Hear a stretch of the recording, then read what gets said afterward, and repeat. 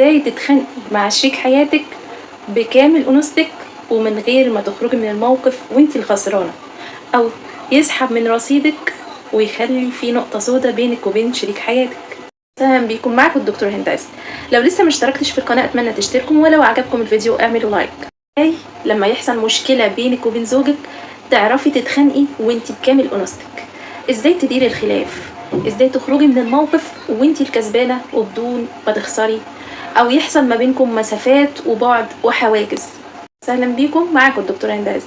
لو لسه مشتركتوش في القناة اتمنى تشتركوا وتعملوا لايك. عندنا موقف مثلا كل يوم بتقولي لجوزك حاجة معينة يعملها وهو بيتجاهل وما بيعملهاش، وانتي خلاص فاض بيكي واتخنقتي وعايزة تتخانقي معاه وفي حالة غضب. لو انتي في حالة الغضب دي رحتي لجوزك واتكلمتي، انتي الخسرانة ومش هيعمل الحاجة اللي انتي عايزاها. يبقى انتي استفدتي ايه؟ كون ان انتي عملتي خلاف ومشاكل وبعدين طلعتي كمان خسرانه، وكمان انتي الملامه ويقلب الترابيزه عليكي بان انتي اسلوبك وطريقتك انتي اللي بتنفري اللي قدامك، علشان كده هو ما عملش الحاجه دي. هو الاولى انك توصفي مشاعرك بمنتهى الهدوء والرقه، وتوصفي السلوك اللي ضايقك ومش عاجبك. حبيبي انا زعلت جدا ان الحاجه دي كان نفسي تيجي النهارده علشان اخلص كذا وكذا وما جاتش. انا اتضايقت جدا على فكره ان الكلام ده حصل قدام الناس. فكرة الكلام اللي انت قلته ده ضايقني جدا، ما عندش تقوله تاني. اللي انا قلته ايه؟ ان انا وصفت مشاعري ووصفت السلوك اللي هو عمل. واحدة بقى داخلة في الحوار بطريقة الهجوم واللوم والعتاب. انت اتأخرت ليه؟ كل يوم تتأخر، انت ما بتديناش اي اهتمام ولا اي حاجة مهمة بالنسبة لك في البيت، انا زهقت، انا تعبت، كل يوم شغل شغل. لكن لو واحدة تانية بتقول لجوزها حبيبي على فكرة انت وحشتني قوي، علشان كده انا نفسي تيجي بدري شوية، كان نفسي تيجي النهاردة بدري ونقعد مع بعض. النقطة التانية بقى العبي على ضميره اكتر. يعني مثلا واحدة شايفة جوزها شايل ايده من مسؤوليات كتير في البيت ورامي عليها الحمل، وهي شايلة الحمل كله. طيب هتفضل دايما في صراع مع جوزها وعتاب ولوم، وهيعمل مسافات وبعد، وبرضه جوزها هيبقى بنفس الطبع او هيزيد اكتر. لو كلمته بالراحة وجابتها من ناحية الضمير، أنا عارفة إن الطبع يغلب التطبع، بس ممكن تشتغل واحدة واحدة على حتة الضمير. أنا عارفة إنه ممكن يكون الحل مش 100%، بس هو له تأثير كبير برضو إن الإنسان يشتغل على حتة السوبر إيجو الضمير. يا حبيبي ممكن أطلب منك طلب؟ أنا والله تعبانة جدا النهاردة، انا عارفه ان انت تعبان ومقدره تعبك جدا، بس الولد كان يقول بابا ما بيجيش ياخدني من المدرسه ليه، وهي فرصه النهارده بقى يعني تريحني شويه وتجيب الولد من المدرسه. بارك لك يا حبيبي وما يحرمنا منك ابدا، ده الولاد هيفرحوا قوي قوي ان انت رحت جبتهم من المدرسه النهارده. جوزك مثلا مش عايزك تروحي لاهلك، فانت ممكن برضو تجيبي له من ناحيه الضمير حبيبي يعني يرضيك ان انا اقطع صله رحمي، واحنا عندنا اولاد وبكره يتجوزوا، واحنا هنشوف اللي احنا بنعمله مع ابهاتنا. حبيبي ده ربنا وصى على الوالدين ورضاهم، يعني ده هينعكس على حياتنا، وانا نفسيتي لما تبقى مبسوطه ومرتاحه اكيد هتنعكس عليك برضو.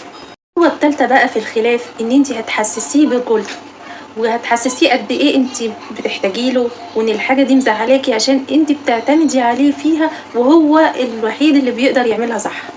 واحده جوزها حماتها دايما تسخن جوزها، مثلا بتسخن جوزك ان انت ما بتنزليش تحت وما بتعمليش حاجه وما بتصحيش بدري وكسوله عن جوزك في الشغل ومش شايف اي حاجه، تعبانه وطالع عينيكي، واول ما تلاقي جوزك بيقولك كده هتطلعي فيه وتبقى مشاكل، وهو كتر المشاكل دي هتعمل بعد مع الوقت بينك وبين جوزك. وانت ليه يا حبيبتي تخسري جوزك علشان خاطر واحده عماله تسخن عليكي في حاجه مش حقيقيه؟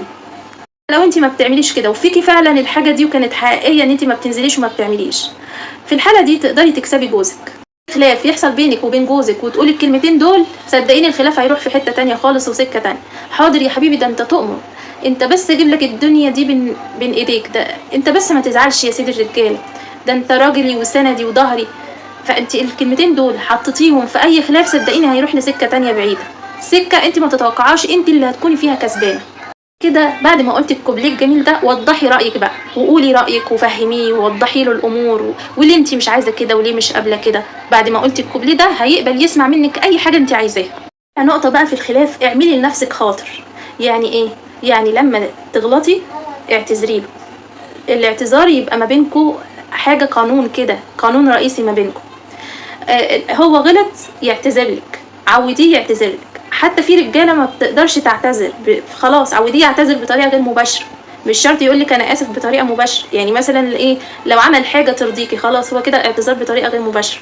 في الاول والاخر لازم ياخد خاطرك، يعني حتى لو هو متعجرف شويه هتعرفي تسحبي منه برضك الاعتذار.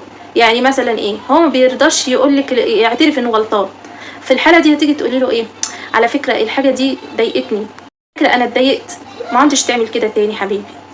يا سلام بقى لو انت بنت كيوت والانوثه عندك معديه بقى، تعرفي تاخديها بطريقه الهزار، تاخدي الاعتذار ده بطريقه الهزار حتى لو هو شخص ما بيعتذرش وشخص متعجب. على فكره انت لازم تصالحني وتجيب لي بوكيه ورد او تجيب لي شوكولاته من اللي انا بحبها لما تيجي، عشان انا زعلت منك في الموقف ده. يكون الطريق غير انه يقولك حاضر يا حبيبتي او انا هعمل لك كده، يعني معناته بطريقه غير مباشره ان هو بيصالحك برضك. ان انت بتبقي حريصه قوي ان هو يشتري خاطرك، مع الوقت الشخص ده هيتعلم الاعتذار من طريقه غير مباشره لطريقه مباشره، هيتعلم لانك انت كمان هتعملي ده وهتفرضيه عليه.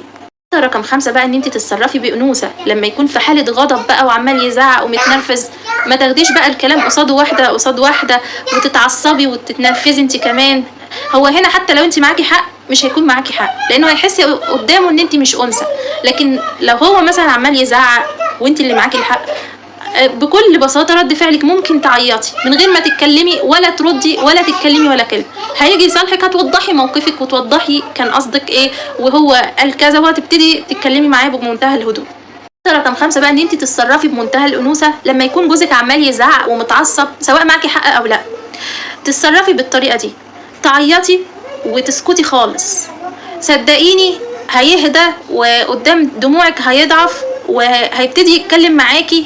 هتبتدي انت بقى توضحي بكل هدوء وبكل انوثه، هتوضحي انت ايه موقفك بالظبط، حتى غلطانه او مش غلطانه صدقيني هو هيهدى.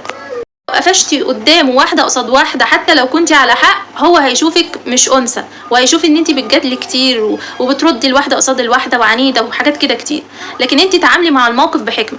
هو عمال يزعق والحوار مش مناسب انك تتكلمي معاه وهو عمال يزعق كده بصوت عالي، ففي الحاله دي هتعيطي علشان يحس بضعفك، لان الضعف على فكره في الانثى منتهى القوه بالنسبه للراجل. اشكركم على حسن استماعكم، واتمنى لو عجبكم الفيديو تعملوا لايك واشتراك في القناه. ما تنسوش اللايك والاشتراك في القناه. شكرا ليكم.